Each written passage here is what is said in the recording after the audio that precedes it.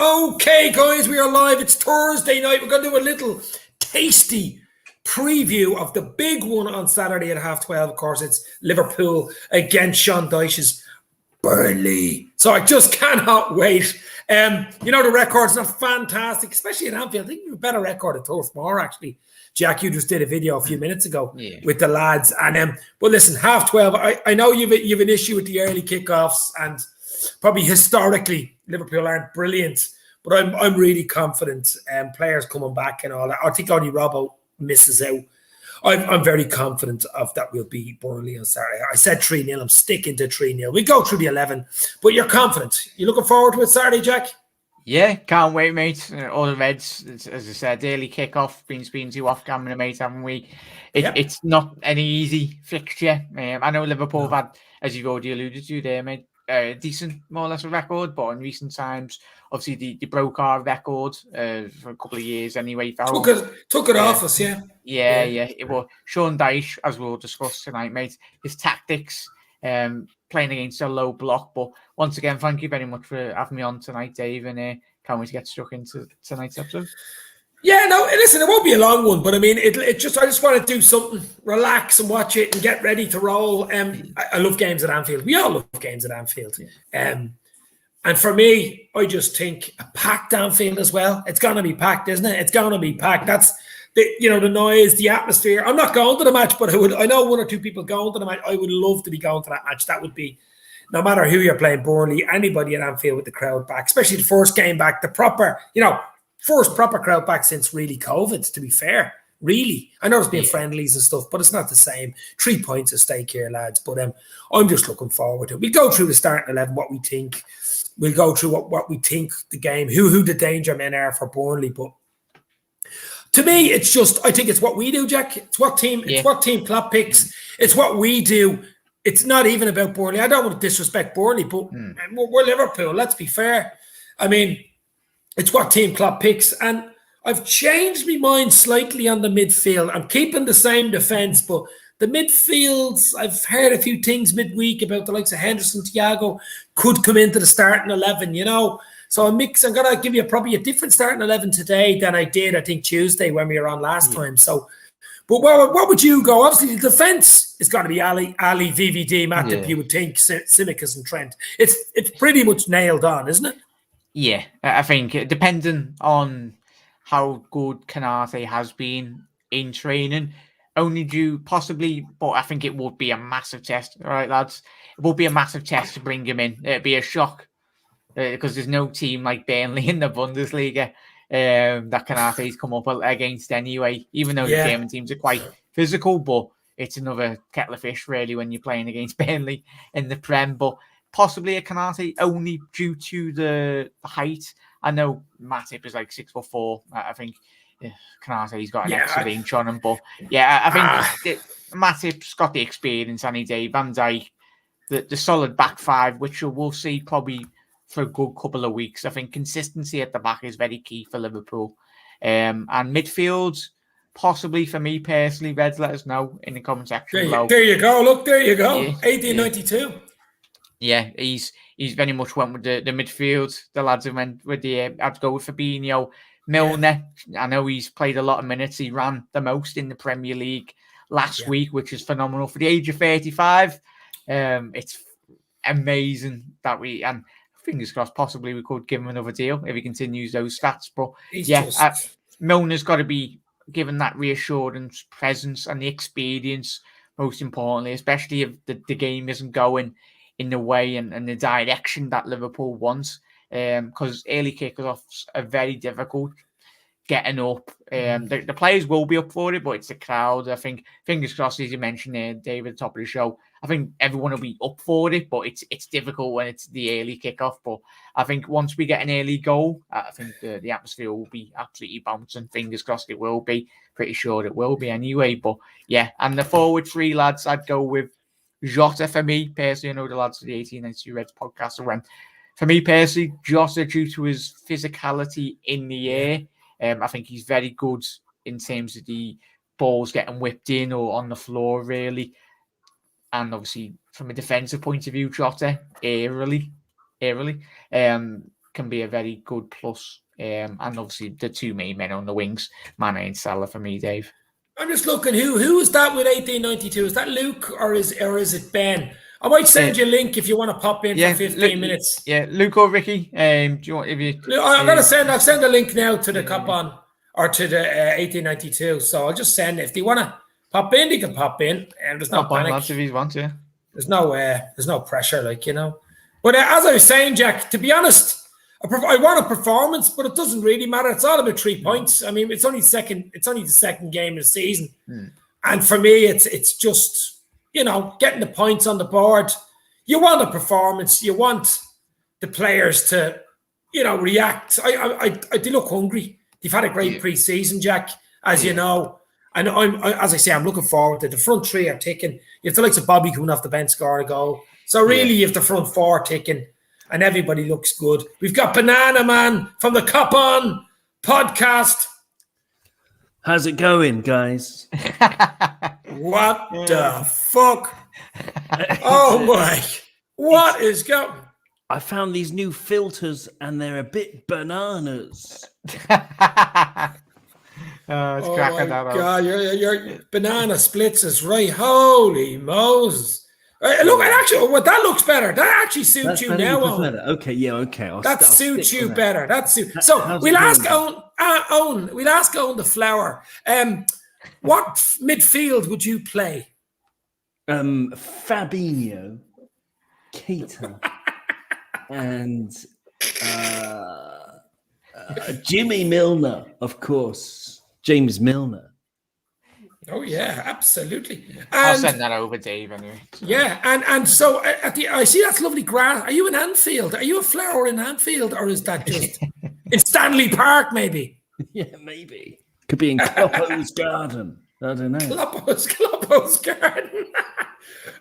So you're happy enough. You'll be confident enough, Mr. Flower. You'll be confident enough with a 3-pointer on Saturday against the boys, yeah? It's the emotion of it that I'm confident about, because, you know, the emotion is going to be so high, and when the emotion's so high, that sort of brings the best out of a few players like Sadio, like Bobby Firmino, and I think it's going to be, you know, it's going to be to the max, the emotion, and our players are good at not panicking like previous Liverpool teams have done when the emotion's high. But actually, you know, as Klopp says himself, using it, you know, using that emotion to ride it all the way to 3 points. So I am confident, although anything can happen. Well, coming from a petal like you, anything can happen. This guy, I mean, look at him. Oh my God, you were flowering in front of us. But Jack, front three, as you said, you're going to go Jota, Salah, Mane, leave Bobby on the bench. It's difficult, and there we go. You've just ruined my fucking podcast. Keep going. For me, Dave, it's difficult, and I'd love Bobby to play the weekend and first 10 minutes banging an hat-trick. That's the quality, and it's the great position in which Liverpool have been put in now.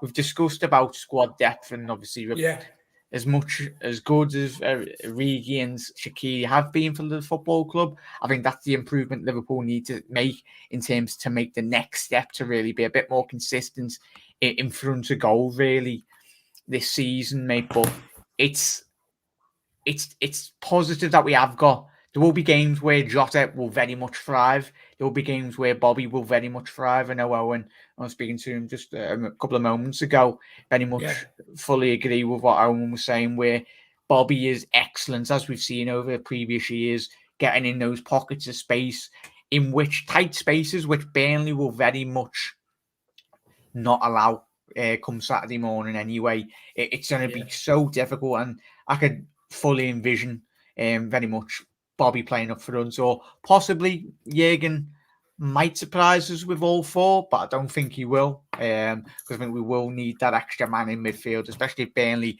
do play a 4-4-2, as they do traditionally do anyway. So getting that extra man in midfield will it be an Ox or a Naby, very much breaking the line, very much forcing a Burnley midfield to drop back, even though they'll be more or less on the on the edge of the box already. But trying to drag them all left, right, up and down, really up and round the pitch, be so important. But Bobby is great doing that, and Jota is very much great doing that. But Jota, if Liverpool don't have a lot of chances come early stages of the game, Jota's the man, the fox in the box, to really get the ball in the back of the net.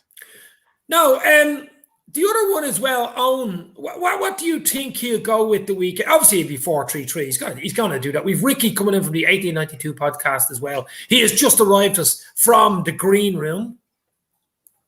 Evening, lads. How are you, Rick? All good? Not too bad yourself. Oh, absolutely brilliant. We're just going to do a nice little chat here about the Burnley game Saturday. I was just asking Owen the Flower, Mr. Flower Petal, Owen, a quick question about did he... it's a young Harvey Elliott. Oh my God. He is flowering into a wonderful player. Owen, what do you think of the front three? Would you go Jota, Mane, Salah like last week, or would you throw Bobby in, or would you play all four? I'm chucking Bobby in from the start. I loved his final half an hour. He came on, was it 58th minute last cameo? Week? His cameo. Yeah, his cameo. Marlon Brando couldn't have done it any better. Word up. Yep. He was absolutely superb. No, because what you could see from the Norwich game, and I said this on Cop On as well, what you could see very clearly in the first half with Jota on the field was that he had a very clear instruction to mark Billy Gilmore when we didn't have the ball. And he was blocking all the passing lanes into Billy Gilmore. And it's a good idea because Billy Gilmore is Norwich's danger man in terms of, making, incredible passes, opening up the entire pitch for the team. He is the steering wheel of the Norwich side, potentially. So it made perfect sense. But then when Bobby came on, he was occupying not only their number 6, but they're both of their centre backs. And, when he went out wide, they didn't know what to do. I mean, his goal, he started by going out wide, and then they were all like, what do we do here? And then, he ended up making a run into a box and finishing off. Like, I don't know. Was that, sorry, I think I'm thinking of the friendly, not the Norwich game. Sorry, my memory's all too much football. But no, he can go out wide. He can occupy players out wide. He can occupy players in the centre. And as I said before, someone to ride the beautiful wave of emotion and surf it all the way to the beach. I'd give it to Bobby. Well, I hope you watered that flower, Owen. Ricky, what was I going to say? What? Hold on, what's he saying here? Thanks. Oh, that was just Keith. I think he's out enjoying himself tonight, so he won't be joining in.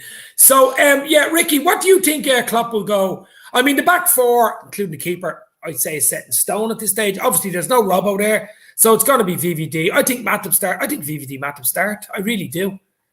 Yeah, I don't think he's going to change. He's not going to mix it up now, is he? No, I think he's going to go with the same centre half to keep a bit of a routine going on. I don't think you might see with Konate the Robbo type, embed him in nice and slowly, give it time, because we all know Matip's going to pick up an injury somewhere, isn't he? So that'd be the opportunity Konate get when he comes in. But I think with the front three, he'll start the same as what he did at Norwich. I think he'll bring Bobby on later on. Bobby's going to be the type of player this season, I think, that will come in and shut up shop. If we're winning, he'll bring him on so that he'll just start closing down players that are tired in the game, and we'll just pick them off. Yeah. As I said to Jack earlier on, I don't even think we care what Burnley do or what system they play or who they play. I think it's all about Liverpool, what we do, what we play, what way we approach the game at Anfield, packed out Anfield. At 12:30, I know it's an early kickoff, and a few people have a bit of jitters about early kickoffs at Anfield and stuff like that. But I don't want to be overconfident. The confidence is exuding out of me. It's coming out of every pore. But I just have to be confident. The team look good. They look ready. They look hungry. And And I really do think it'll be a 3-0 or something, like maybe even more. But as I say, 3 points, no injuries is the main thing to take out of this. And then obviously you've Chelsea next weekend. So it's huge. I don't know whether there was something today. What was Klopp was talking about something today? I don't know whether you've seen it. Oh no, who was that guy Klopp was talking to on LFC? Cop-outs or cop-outs. Was that like a YouTube channel? No, it's part of like the Also the LGBT, innit? Yeah, Oh, what? LGBT plus community. The community, yeah. It was very good. I seen it. Only tried to watch for 5 minutes, but obviously didn't get that much info on it. But I see the Mighty Reds television. Dan smashing out the content. Yes, absolutely. You're only on earlier on. You're all doing an 1892 Reds podcast. As I always say, the amount of Reds channels is just, I think, they're the most. They have to be the most channels for any team. I think is Liverpool. Must be up there. But what do you think Burnley? What way do you think Burnley will approach this game, Jack? What do you think Sean Dyche will do? What do you think he'll do? Yeah, I was speaking to Dan. He was a Burnley fan, cracking lads. Come on with me and Owen and the Scout Stan as well. He was saying it's difficult from their point of view due to very similar faces from the previous campaigns in which they've had over the last couple of years. Signings haven't been very promising and not had many new faces in at the football club. Dyche is dealing with the same squad every single season. You know the approach in which Burnley will do, park the bus, but it's not like they've got expansive players that can very much play expansive football. They've got to deal. Sean Dyche, he's a very good manager with what he's got. I know I personally don't like his tactics really, but it gets a job done, and Burnley fans aren't really asked if they, as long as they are in the Premier League every single season, they're absolutely made up, and rightly so. Not everyone can play attacking, expansive football like Liverpool and City, or some of us aren't backed by an oil state really that can fund their shopping list. But I'd be intrigued to see how they approach the game, Dave and lads as well, and everyone in the comment section below, and how Liverpool react. We seen last year they come to Anfield and frustrated the hell out of us. It was very frustrating, and they knew exactly how to play against us. They have done in previous years when they've come to Anfield. They've been one of the most frustrating teams, but from their point of view, it's an excellent performance. And Sean Dyche is very much got under the skin of Jurgen Klopp. He's very much irritated them in the tunnel on the touchline with his team selection and his tactics. And it'll be intriguing to see what happens come early Saturday anyway. So fingers crossed Liverpool can do the job, but it's not going to be as plain sailing as a lot of us. Fingers crossed we just bang three goals in the first 10 minutes. Ideally, that would be ideal, but I think it's the intensity and how well we do start the game is very key come Saturday, mate. A big shout out to my friend Dominic Rich FC, the legend. How are you, Domo? Hope you're well, Dominic. Owen, so what do you think? I mean, Burnley will approach this. They've had a good record at Anfield against us. Surely they'll do the same thing again. You know, blanket defence, park the bus, whatever you want, hit the high ball, catch us on the counter. What do you think they'll approach this game? What way? Yeah, I mean, Sean Dyche deserves a lot of credit because when he goes, Burnley will probably go unless they, pull a rabbit out of the hat and get a manager even better. I mean, at the end of the day, it's a small local club, But I fully respect. I mean, it's not to disrespect them in any way at all. But this game is going to be very, very different for Liverpool compared to the one that. It was the 21st of January. I've actually got the BBC report in front of me when we lost to them 1-0. But it was we were always rubbish in January. At that time, by the end of that match, we'd gone 4 games without scoring since the first time since May 2000. These are the dark days. This was the Empire striking back. This was Luke in the ice cave hanging upside down. Saturday is the return of the Jedi. Return to Anfield. So we'd be okay. And I think that's it because we started with Divock and Shaq and Chamberlain. I think they all started. that match, and they were all, rusty, and Yeah. it was all a bit of But Burnley's approach, of course, will be exactly the same as it was that day. It doesn't matter who Liverpool play, or it doesn't matter who Burnley play. They're always going to play a 4-4-2, and hi Jade, and they're it's going to be the same. We know they're very effective at what they do. They're very practiced in it. I think Jack Cork is a very underrated player. He's 32 years old now, so he's the wrong side of the mountain, but he's I think Burnley are a good side. They're a very good side, but we'll we should beat them. Yeah. Carl Erasure, great 80s band from Germany. Hi guys, great we can go top of the table even for a while. And sorry, I think we will have a good game at Anfield. I still believe there is one player coming on deadline day. We'll leave that till near the end of the show, of course. Ooh, yeah. I still think we might get one in as well, but let's hope. Jade Exley, Retro Unlimited, Dominic Rich, FC, The Mighty Reds TV, Jade Exley, Eamon Kelly, you guys are legends. Hit the like button, hit the chocolate buttons, hit whatever button you want. This means more. We'll batter Burnley, no worries. We'll be after having our bacon and eggs. Well, that'll be nearly lunchtime at that stage, to be fair. Brunch, lunch and breakfast, brunch maybe. Ricky, so what do you think? I mean, Burnley have to approach it the way they don't have really any choice. They don't have a huge amount of options. I mean, who'll be the danger man for you? Woods? I mean, I think I said it yesterday to Jack and Luke that with the fans back in for the first time in God knows how long, we are going to set an example of a team this season. And unfortunately, they are the first team coming to Anfield when it's going to be packed. I think you're going to, like I said yesterday as well, that Van Dijk, you're not going to see a test of Van Dijk till a certain striker comes up against him. Barnes and Woods are very physical. So it's going to be interesting to see how Van Dijk reacts to them trying to bull him about. But let's be honest, even if Van Dijk has a little bit of an off game, he's got big Joel Matip next to him. It will give him a helping hand. It will just bully them too as well. I think they're going to try and launch the ball up in the air. They're not going to outplay us in midfield, depending who we pick this week. Exactly. All I can see is just a battering, to be fair, and put us top of the table. Yeah, as I say, I mean, if someone asked me for 1-0 now, I'd take 1-0 right now. It's all about points on the board. You want a performance, you want goals. Front of Anfield, the crowd will be baying for it, of course. But realistically, it's all about the 3 points. It's all about no injuries like last year. Coming through with hardly any injuries. That's what it's all about.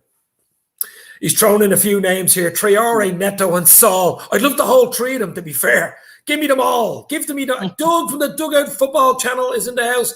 Doug, hopefully you are well, my friend. Absolutely brilliant. Here, 1892 Reds podcast. Rick said 1-0 Burnley last year. I don't want that. 1-0, Dave. You actually said 1-0 to Burnley last year. So we were playing so poor up to that game. We weren't scoring. I see the lineup that was rumoured to be picked, and I just said it's going to be 1-0. They're going to score in the 90th minute, and it'll either be Barnes or Woods, and it turned out to be true.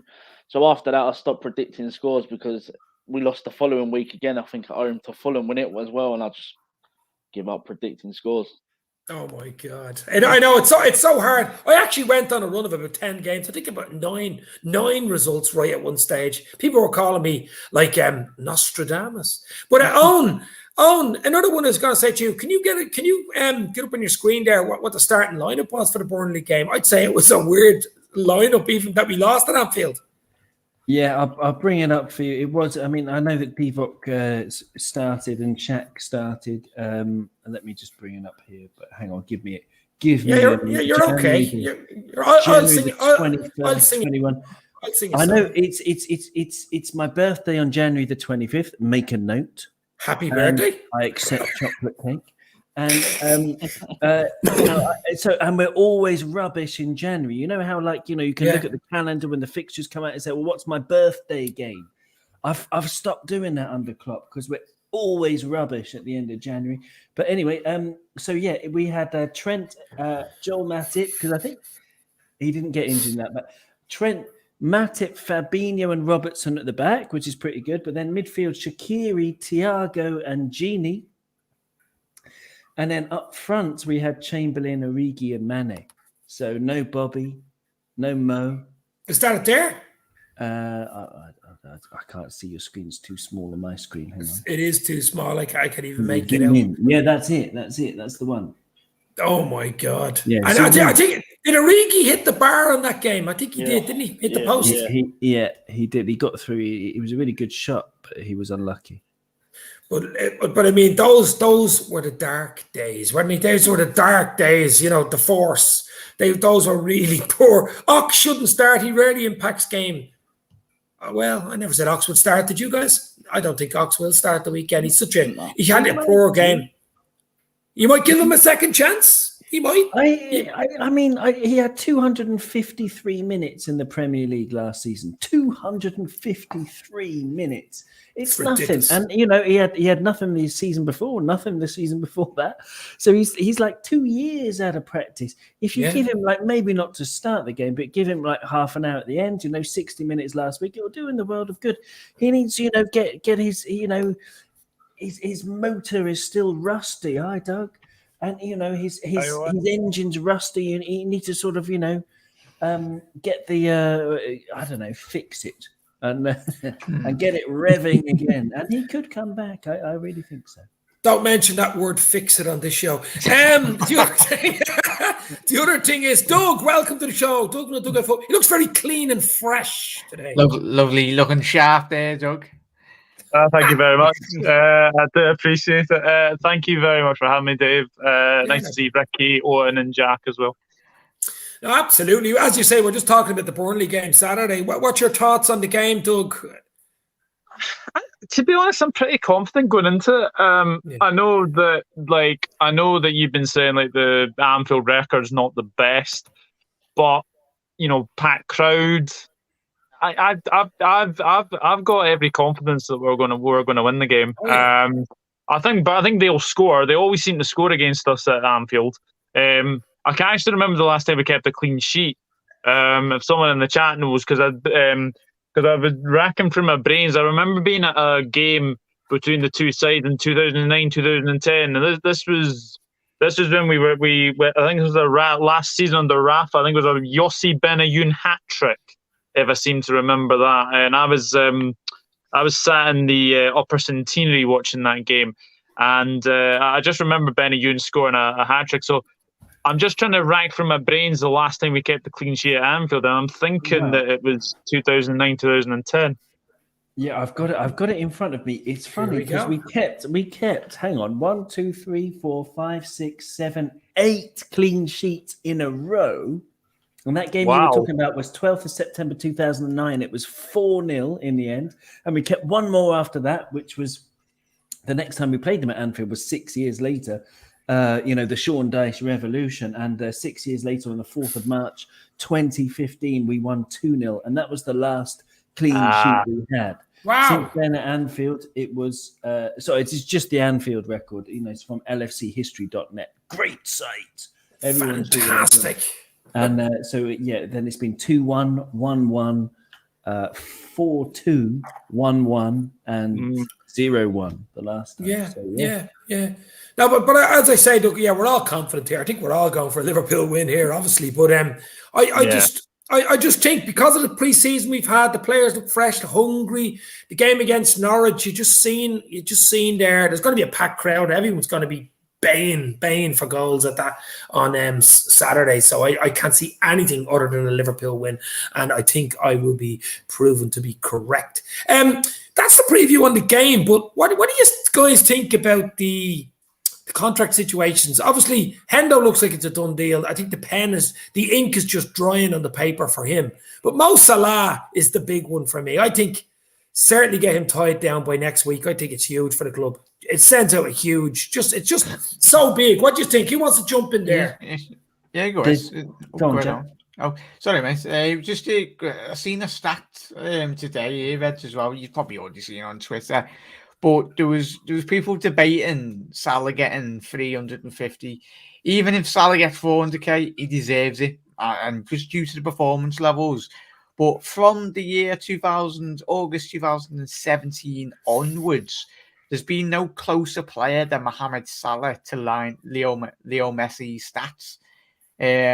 Goal contributions, goal and assists. Messi has had 125, and then Salah is second with 92 goals and assist contributions overall. Had to look after yesterday, because you had a trim and I've had a trim, so I thought I'd join the wee trend. I need a trim. But no, as I say, Owen, what do you think? I mean, surely it's give him the checkbook at this stage, is it? But there's something really interesting that I heard about.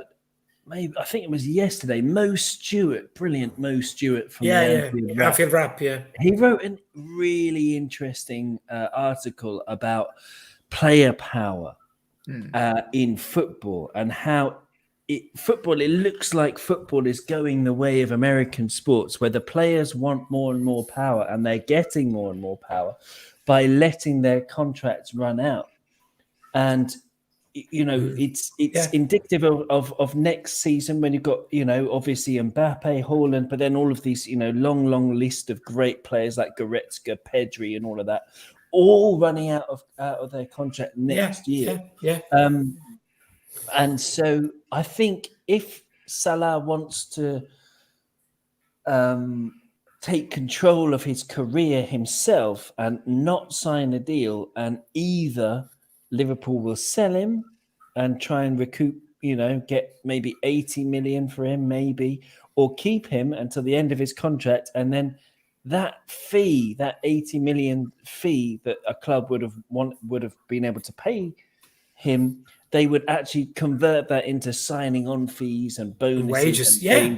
Of course. And it makes a lot of sense from the player's perspective. Didn't we say this the other night? Didn't we talk about this the other night? Remember where you were telling me that there's something like 40 players, world-class players next year that are on it free? And then we actually said it's for the players. It's all about the players. The signing on fee is huge. Their wages, they can negotiate their wages, their bonuses. It's way better for the player. But I was talking to someone who works in a club today, and I was talking to someone who deals with transfers. I'm not saying who it is or which club or whatever.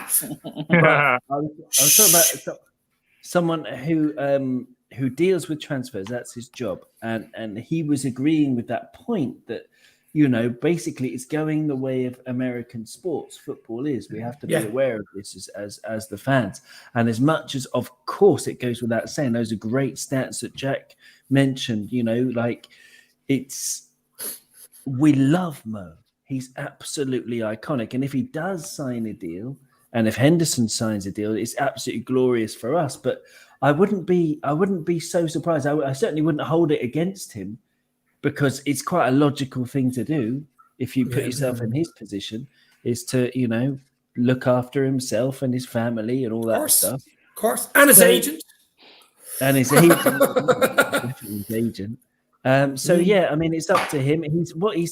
He deserves the right to make a choice. He does deserve the right. Yeah. He's been so good for us. He's been so good on and off the pitch for us that no matter what he does, is going to be the right thing. Ricky, what do you think of the Salah situation? Do you think Liverpool will get him, sign him down to a long-term contract, or he'll run out his contract? I think it's going to be easier than what people think. I think it's more or less agreed. I think he's willing to stay. The club want him to stay.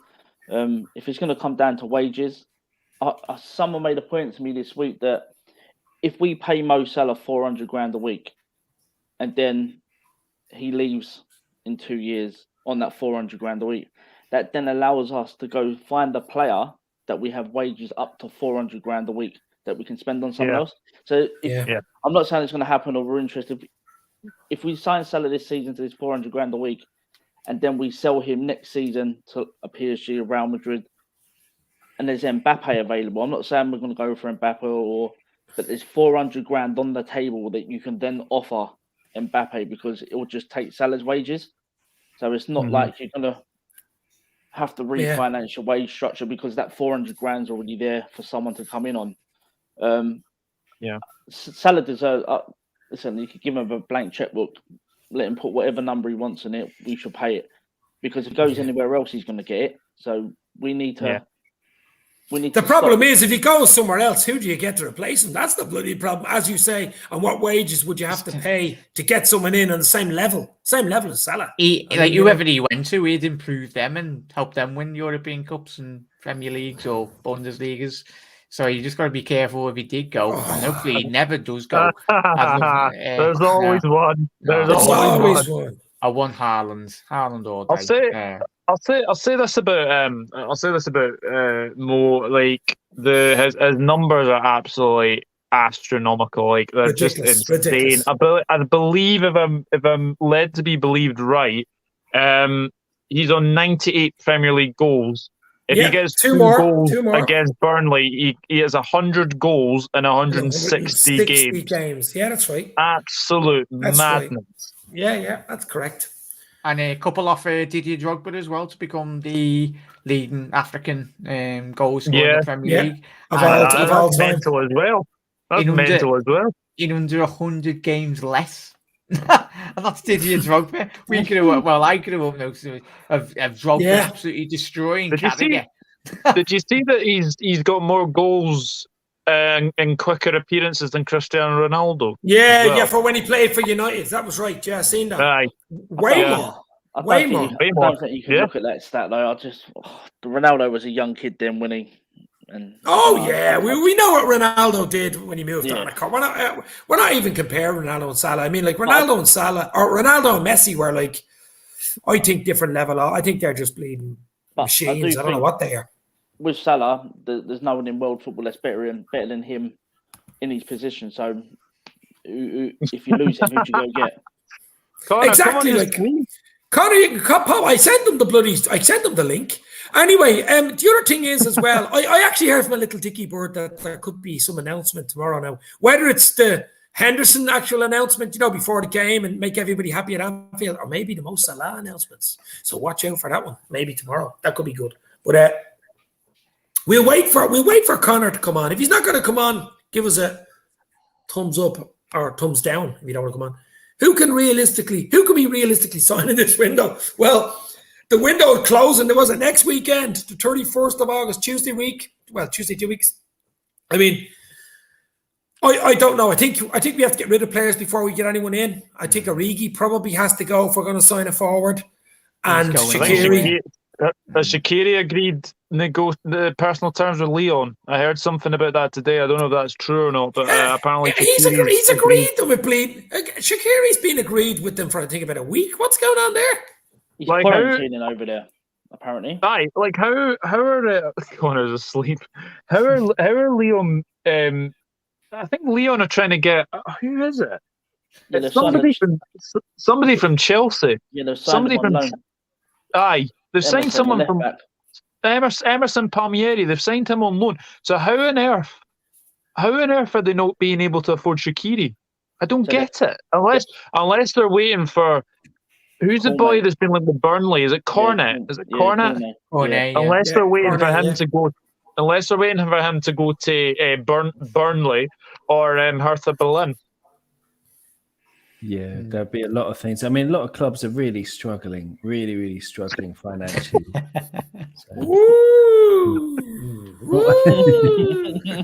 I think we should sign them. We should sign Camera from Marseille. I think the French market is a good one to shop in.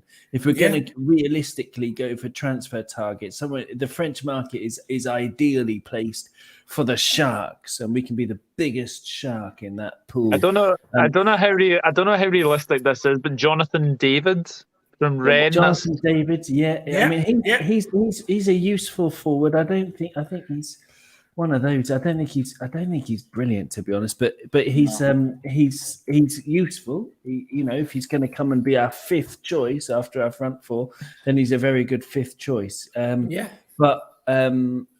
I'd like Camera from Marseille. He can play centre back and centre midfield. He's better as a defensive midfielder. 21 years old, French player. Absolutely rave reviews in France. Is that the guy that's very photogenic? I don't know. Oh, come on. That's a good one. Apologies. I didn't Apologies. get it.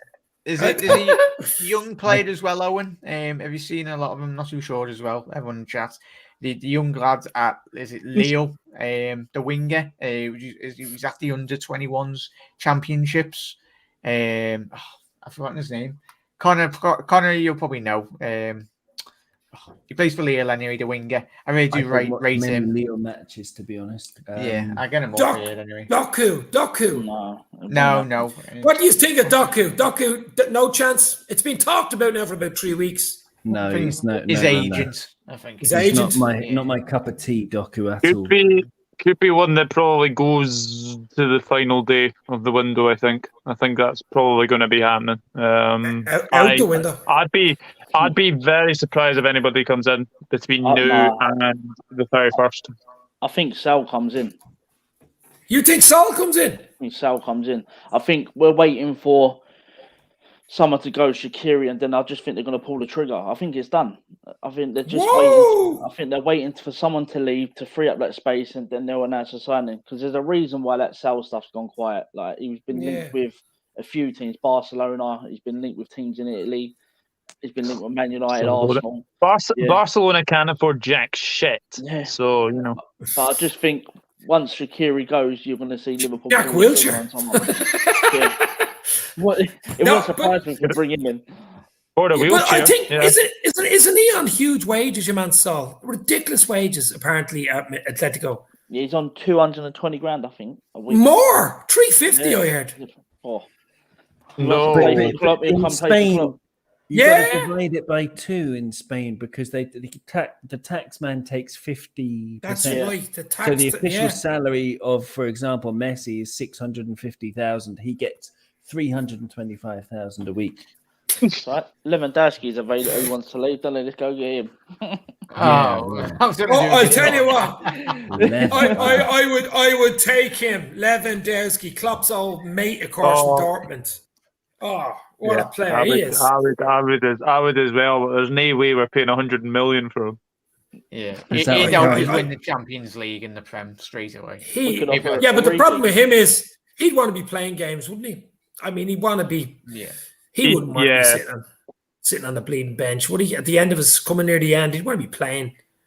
You know, Jack Wheelchair. You just think of that scene in Toy Story where Andy's about to throw Woody away, and basically it reminds me of City wanting Lewandowski ending the Kane negotiations. Basically, as Andy throwing Woody away. I don't want to play with you anymore. Yeah, that's it.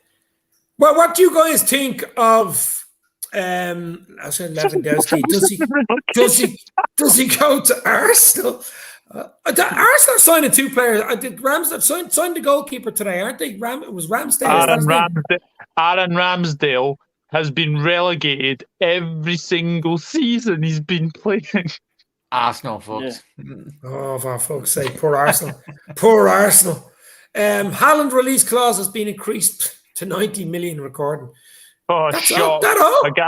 I guess who that's because of blooming Raiola and the. Oh yeah, exactly. Don't mention the war. Yeah. I'll tell you what, guys. We just finished the last few minutes on a bit of trivia or a bit of fun. If you want, put the questions in the comments if you want. Keep them clean, of course. We can get maybe a bit of movies, music, cartoons.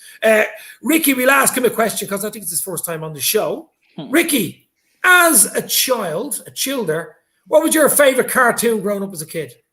Favorite cartoon? Yeah.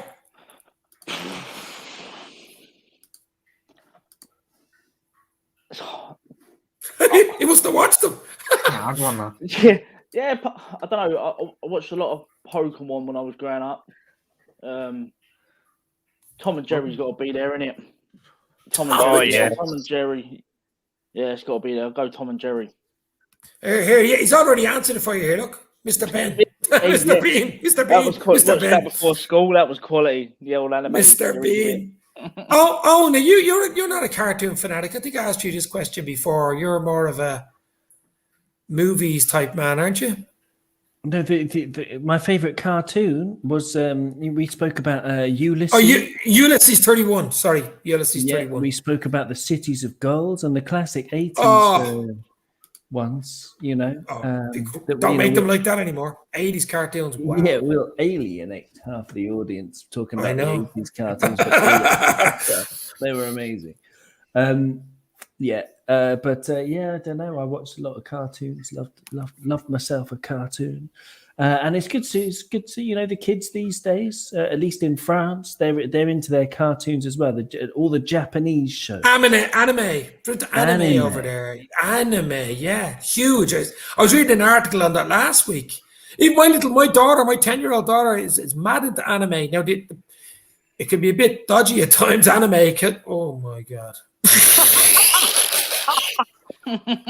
What? I shouldn't have said anything, you know. Anime boy is in the house. Actually, that looks quite well. I look good.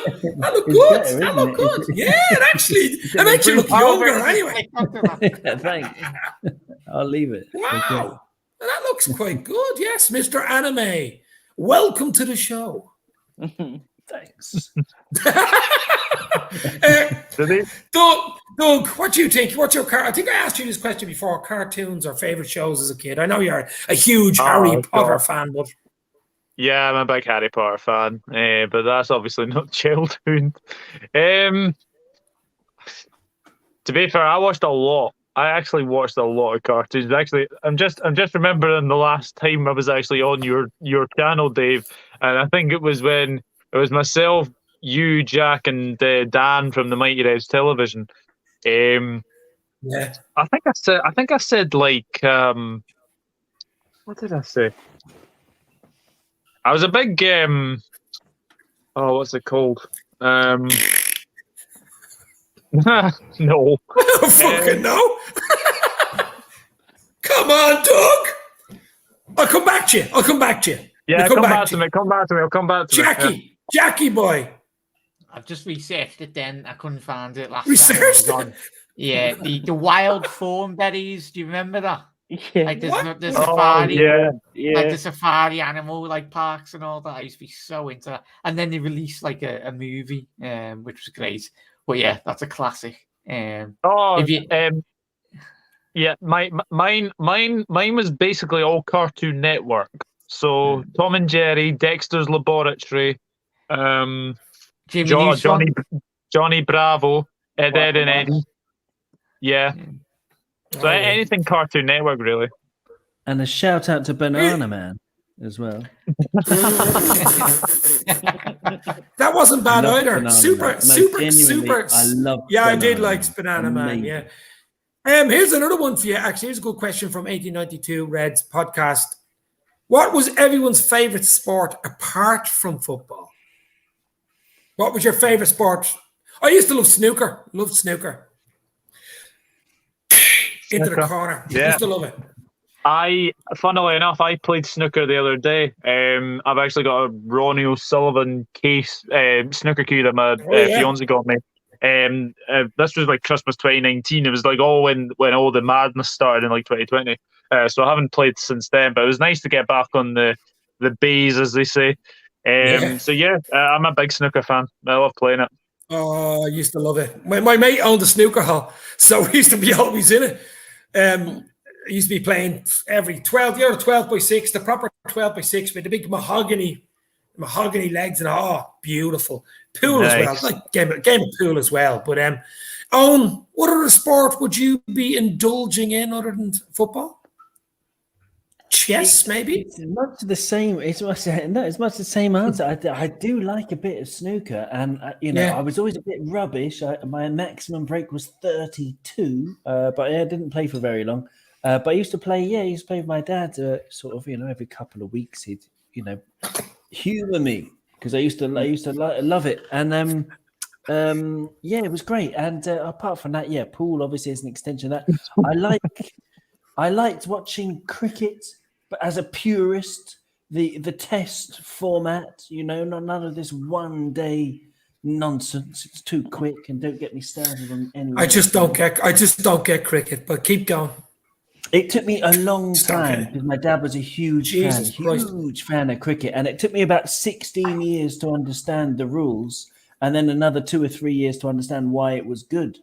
But by the time I was 19, I was hooked, and Yeah. it was it's a beautiful. The best thing about cricket is listening to it on the radio, because the vocabulary is immense and very dense. And if you say to a cricket fan, he edged a googly to silly point, then you can actually picture exactly what happened, exactly what everybody was doing on that field.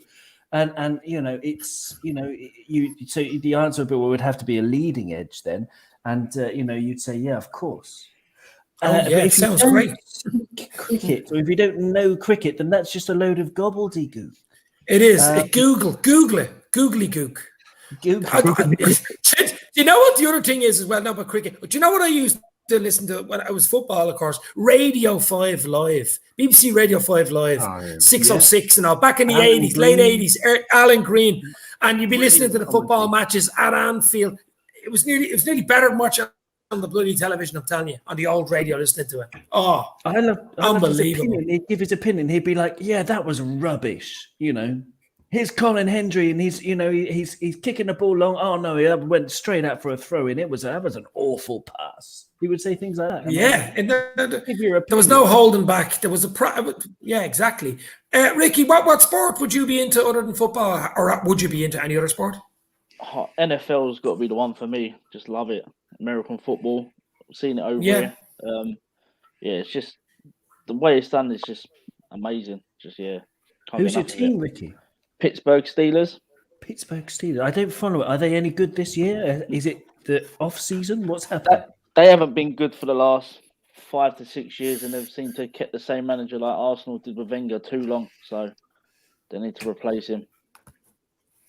Yeah. Do you know what we all should do? Ricky, I want you to say a sentence and we all close our eyes. And the sentence for Ricky is, I am really David Beckham. Okay? Close your eyes. Go. I am really David Beckham. Sounds a little bit like him. But anyway. That was funny. Fishing, love it, says Crick D. Fishing? Like competitive fishing is amazing. Like if you watch it on the telly, it's so exciting. Angling is that what they call it? Angling. Yeah. I think. But is it about... Alan C is in. How are you, Alan? Hope you're well. A mate of yours on. Hello, Alan. Great to see you in the comments there. Hello. But what is this competitive fishing? Hang on. Is it about how many fish you can catch in a minute or in an hour, or how big the fish are? Like how big the fish is, I think. Dynamite. Can you? Yeah. Well, it's all Americanized, isn't it? Like the NFL. Like I've seen it go. Well, when I was younger, I used to watch it on the telly. It's Euro sports. You can usually watch it on. It's like so intriguing. Like, what a finish! What a catch! He's put him into the basket. He's got 2. It's over. Would you stop on the commentary and that?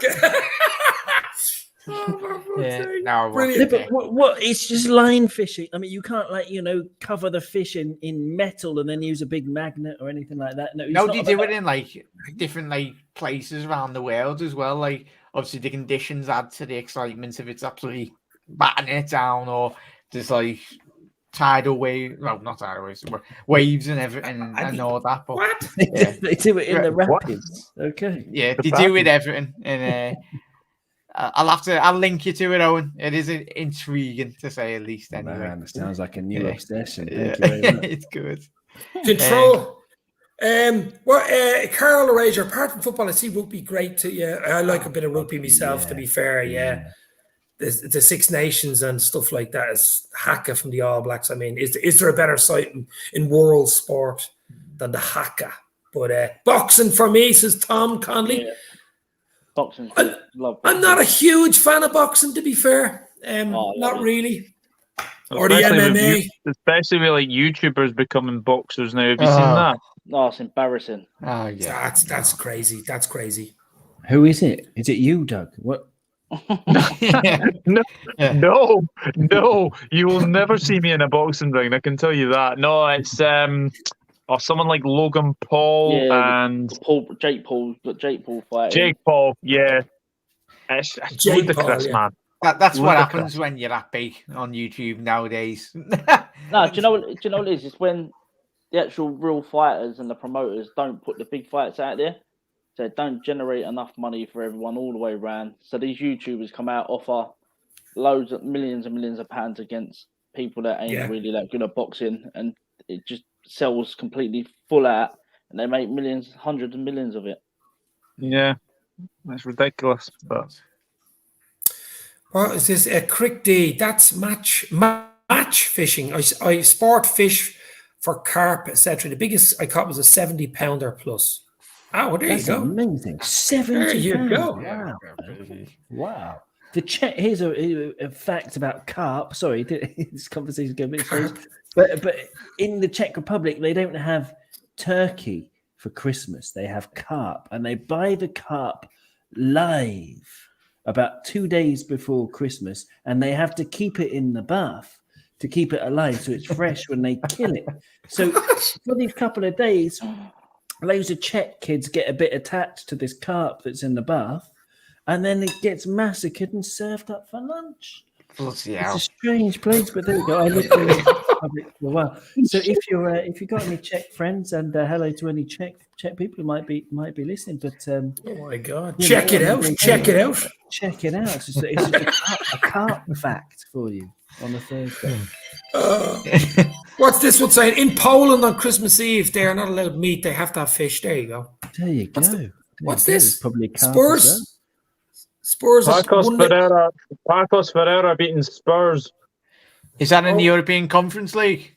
Qualification, is that, or is that in the European actual Conference League.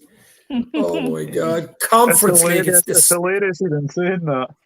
It's disgraceful. Even the word in Conference League, it just kills me. It absolutely kills me. I'm sure it kills Spurs fans. It has to kill Spurs fans. Alan Crick says my voice is too loud. I need to turn down my microphone. Or not Alan Crick. Alan C. Sorry, Alan C. I need to get it. Do you know what I need to get? I need to get a proper mic. What one do you use there, Ron? You've a Rode. Is it a Rode mic? No. It's not an expensive one. It just looks expensive. It's called a Bird UM1.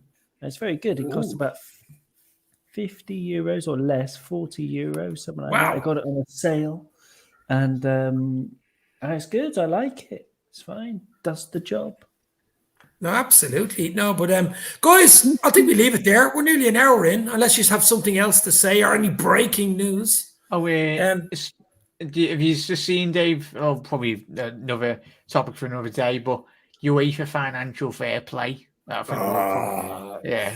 got announced, didn't it? Yeah.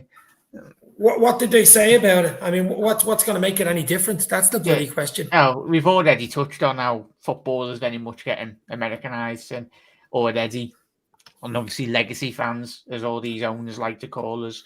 UEFA's new FFP rules will allow them to monitor squad spending and wages in real time. So it's a load of nonsense that UEFA have drawn up plans, and we'll probably delve more into it in the coming weeks.